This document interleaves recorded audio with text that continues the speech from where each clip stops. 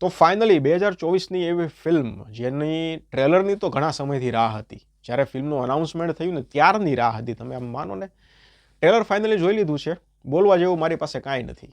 શું બોલીએ આમાં? તો બધું અલગ જ છે, બધું યુનિક જ છે. ગુજરાતી ભાષામાં અત્યાર સુધી આપણે આ ટાઈપની ફિલ્મ તો નહોતી જોઈ.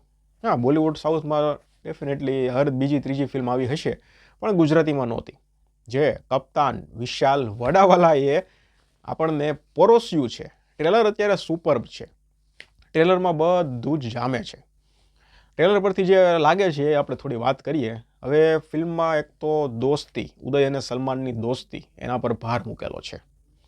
ફિલ્મમાં આશા કરીએ કે આના કરતાં પણ વધારે દોસ્તી જોવા મળે. ક્યાંક ને ક્યાંક એવું હશે કે પહેલાં નાનપણથી બંને દોસ્તારો છે, તો ટ્રેલરમાં શરૂઆતમાં જ ખબર પડી આપણે નાનપણથી દોસ્તારો છે, પછી અમુક વર્ષો વીતે છે અને પછી બંને પાછા મળે છે. પણ એક સમય આમાં એવો પણ બતાવેલો છે કે બંને પાછા એકબીજાના દુશ્મન પણ થઈ જાય છે. તો શું હશે, એનું કારણ શું હશે, એ તો આપણને ફિલ્મમાં ખબર પડશે. દોસ્તી એક મજબૂત પાસું ફિલ્મમાં બતાવેલું છે. બીજું એક છે કે ગેંગસ્ટર ડ્રામા. ફિલ્મમાં ગેંગસ્ટર ડ્રામા પણ બતાવેલો છે. પછી રાજનીતિક પાસું પણ બતાવેલું છે. રાજકારણ પણ આપણને આ ફિલ્મમાં જોવા મળવાનું જ છે.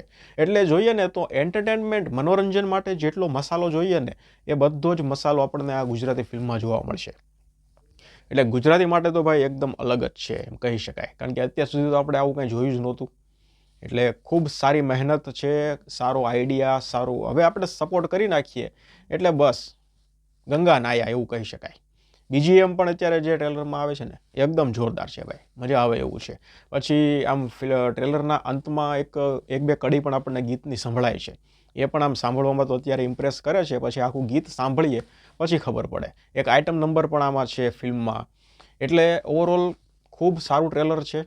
મયુર ચૌહાણની એક્ટિંગ પણ આમાં અત્યારે આપણને ખૂબ સારી લાગી રહી છે. બંને હીરોની એક્ટિંગ ખૂબ સારી લાગી રહી છે. બંનેનું બોન્ડિંગ પણ ખૂબ જબરજસ્ત લાગી રહ્યું છે. પ્રોડક્શન વેલ્યુ પણ ક્યાંય એવું નથી લાગતું કે અહીંયા વીએફએક્સનો ઉપયોગ હશે કે ભાઈ અહીંયા થોડુંક વીએફએક્સ નબળું છે, એવું પણ નથી લાગતું. સમંદરના તમે દ્રશ્યો જુઓ, એકદમ જોરદાર લાગે છે. એટલે ખર્ચો તો આ લોકો સારો એવો કરેલો છે એવું લાગે છે, કારણ કે વીએફએક્સ ટ્રેલરમાં એક પણ જગ્યાએ નબળું નથી લાગતું. એટલે પ્રોડક્શન વેલ્યુ પણ અત્યારે સારી લાગી રહી છે. તો ઓવરઓલ એક સાઉથ અથવા બોલિવૂડની ફિલ્મનું ટ્રેલર જોયું હોય ને એવું લાગે. ખાલી ડાયલોગ સાંભળીએ ને તે એમ થાય કે ગુજરાતી ફિલ્મ છે. બાકી તમે જો આ ટ્રેલરને મ્યુટ કરીને જુઓ એટલે તમને એમ જ થાય કે કોઈ આ સાઉથની ફિલ્મનું ટ્રેલર છે અથવા તો કોઈ હિન્દી ફિલ્મનું ટ્રેલર છે. એટલે 17 મેના રોજ ફિલ્મ આવે છે. સપોર્ટ કરી નાખવાનો છે. જો ફિલ્મ રિવ્યૂ સારા આવે, ફિલ્મ ગમે તો સપોર્ટ કરવો પડશે.